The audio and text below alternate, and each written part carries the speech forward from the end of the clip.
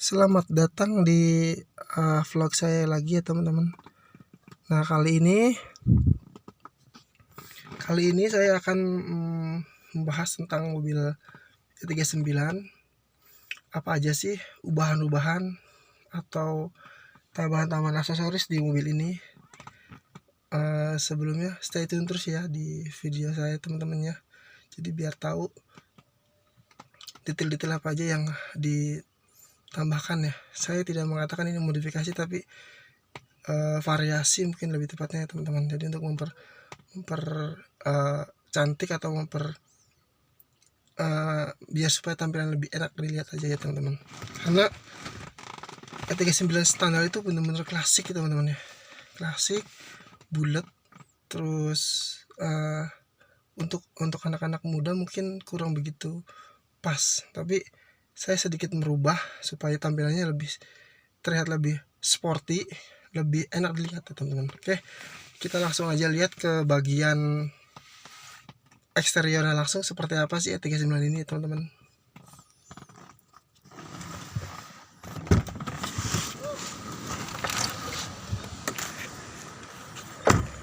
Nah ini dia E39 nya. Kebetulan kita sedang berada di tempat camping di camper van yang ada di Sariater Subang. Nah ini teman-teman, ini 39 nya kita overview dulu ya.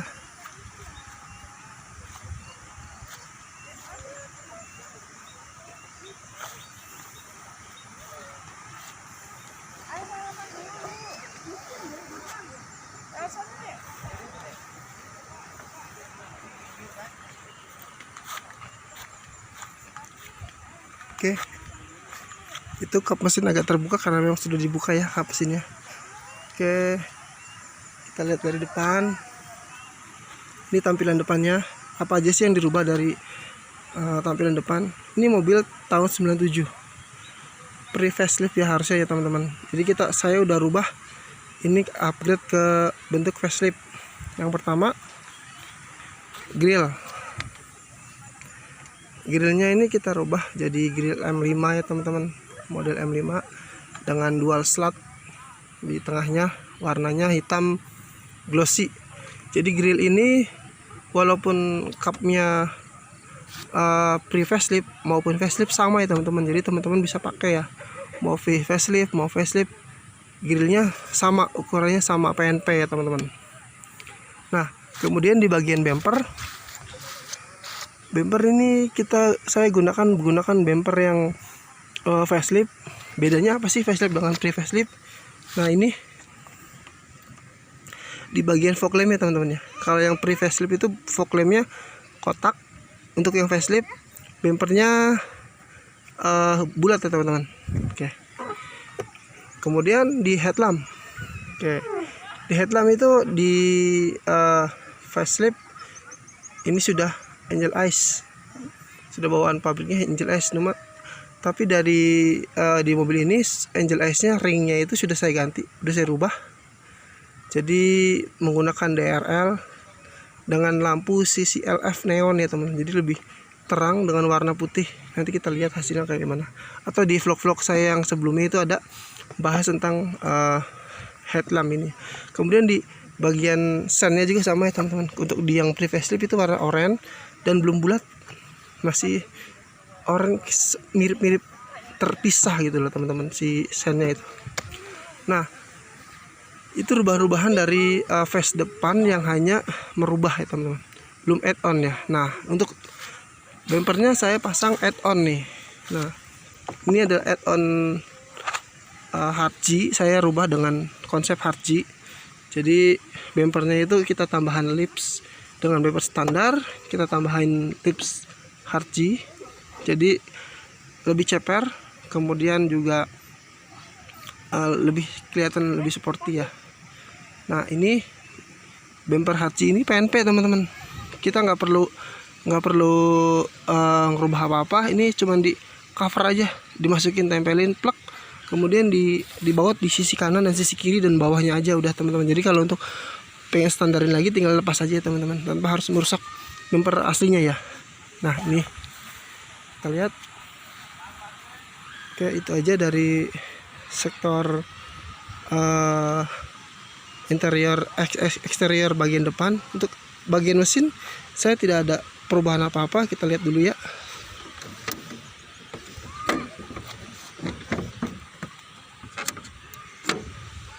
Nah, ini ruang mesinnya, saya tidak merubah apa-apa di bagian ruang mesin. Yang saya rubah hanya di cover ya, nih cover kap mesinnya ya teman-teman. Jadi yang awalnya hitam saya lepas karena udah lama ya teman-teman, udah kurang enak dilihat, jadi saya lepas semua.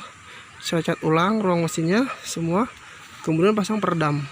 Yang peredam aluminium foil bisa dibeli di toko-toko otomotif. Ini variasi ya teman-teman, banyak meteran jualnya. Nah ini ruang mesinnya, kita overview dulu ruang mesinnya seperti apa.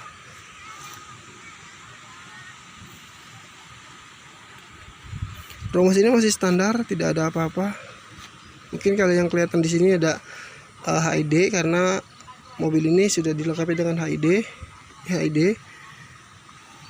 Saya tambahkan di sini karena HID itu nggak boleh dekat-dekat dengan sumber panas atau headlamp ya. Nanti dia akan cepet mati balasnya.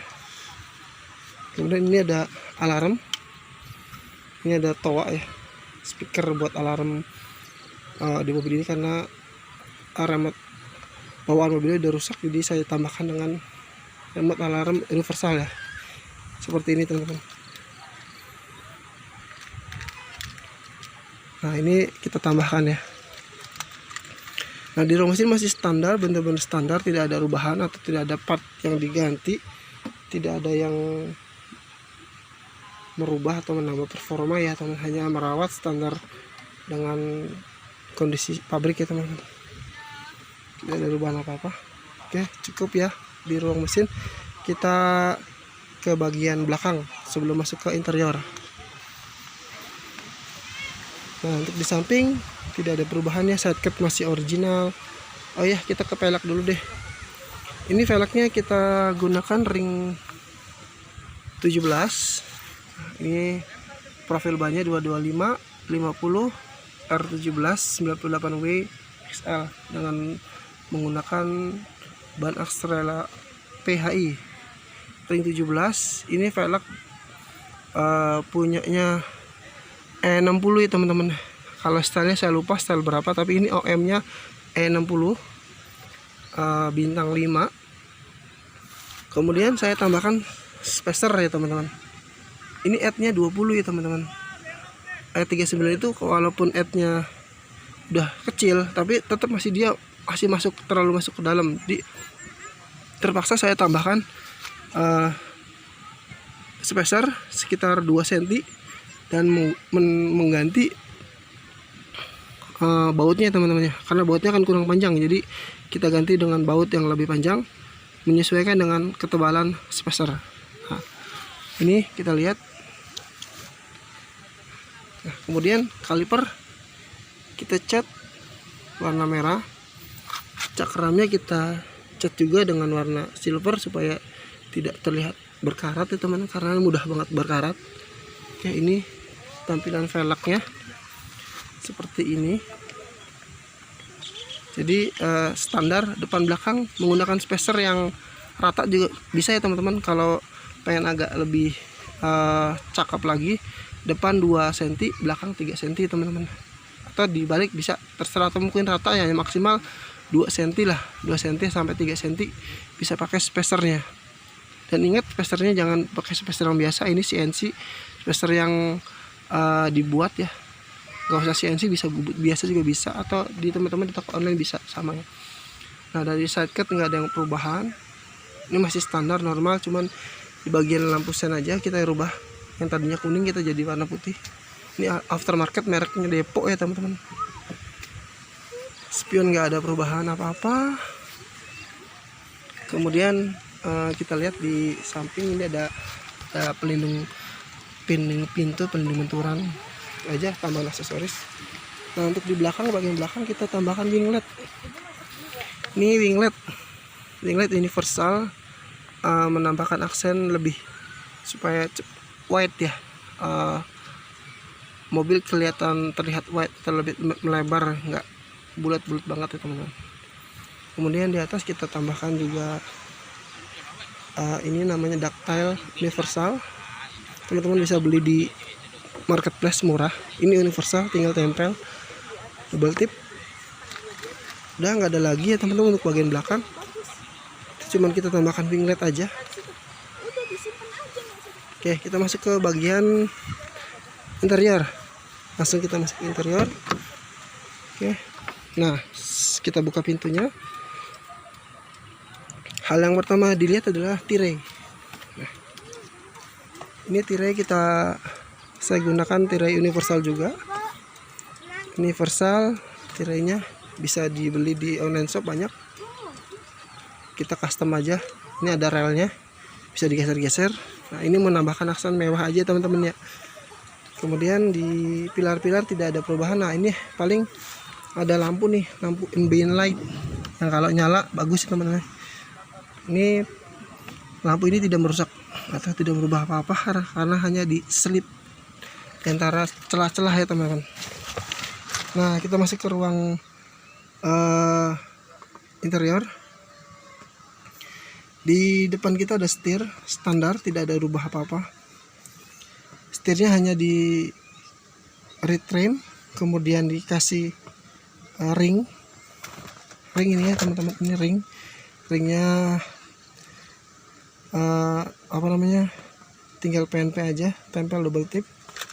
Kemudian ada tombol ya, multimedia, tombol steering wheel, tombol steering yang ini juga universal teman-teman, karena saya mengkoneksikan tombol ini dengan head unit Android ya. Kita buka, kita on kan. Nah, kita udah on kan nih teman-teman. Dilihat ini di tengah untuk audio, saya menambahkan atau mengganti audio standarnya dengan Android yang sudah layar sentuh, dan ini sudah Android ya teman-teman, 10 in.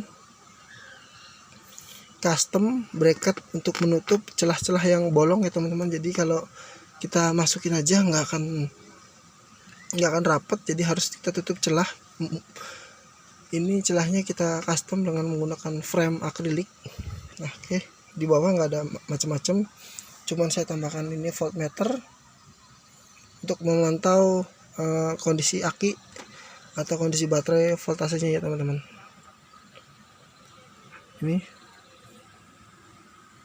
tidak ada perubahan apa-apa yang banyak teman-teman, karena ini bukan modifikasi tapi lebih cenderung ke aksesoris. Ini ambient lightnya dari sisi depan, kanan, kiri memutar ya teman, sampai ke bagian belakang itu saya tambahkan ambient light. Nah, gimana sih kalau nyalanya seperti apa?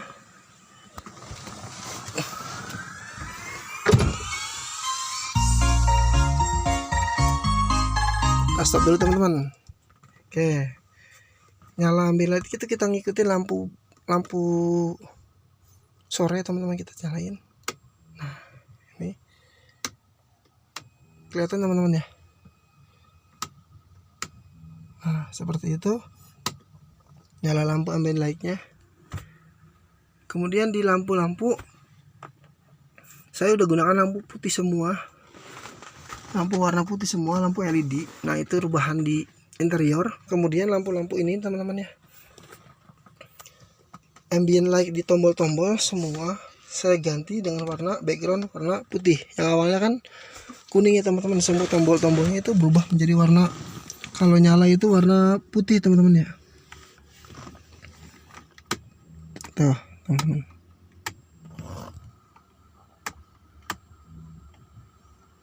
Oke, kemudian di setiap door pocket di masing-masing pintu juga saya tambahkan lampu. Jadi supaya di setiap pocket-pocketnya itu ada lampu nyala ya teman-teman. Dan door illumination light, lampu bawah ya teman-teman, saya kasih. Ini kalau teman-teman lihat ada logo BMW. Nah, di sana di lampunya sih saya kasih lampu proyektor BMW. Nah, itu. Jadi kalau malam ketika buka pintu ada lampu proyektor yang berlogo BMW. Oke, untuk jok-jok nggak ada perubahan, standarnya masih wajar. Kulit lama ada banyak retak-retak ya teman-teman, tapi masih solid, bagus. Hanya dilapis ini aja tambahan.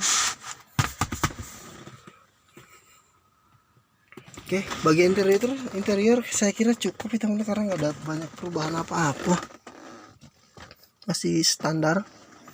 Nah, itu cukup ya teman-teman. Untuk di bagian bagasi kita nggak usah bahas, karena bagasi itu hanya terisi penambahan power aja, power amplifier dan subwoofer yang ini ya teman-teman, yang saya juga gunakan dengan box terpisah, jadi bisa dikatakan universal, nggak banyak perubahan.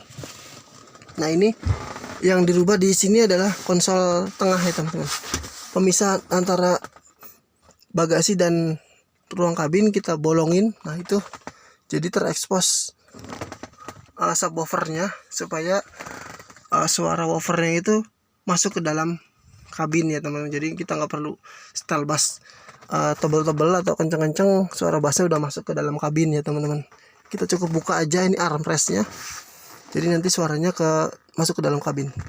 Untuk videonya ada di video-video saya untuk merubah supaya ini bisa dibolong ya teman-teman.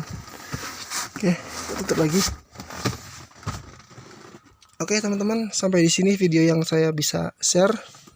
Semoga sedikit modifikasi atau perubahan-perubahan ini menjadi inspirasi buat teman-teman yang masih punya E39 standar, bisa menjadi referensi atau setidaknya ada gambaran buat teman-teman memilih E39 ya teman-teman. Oke, terima kasih sudah menonton sampai saat ini. Saya akhiri. Wassalamualaikum warahmatullahi wabarakatuh.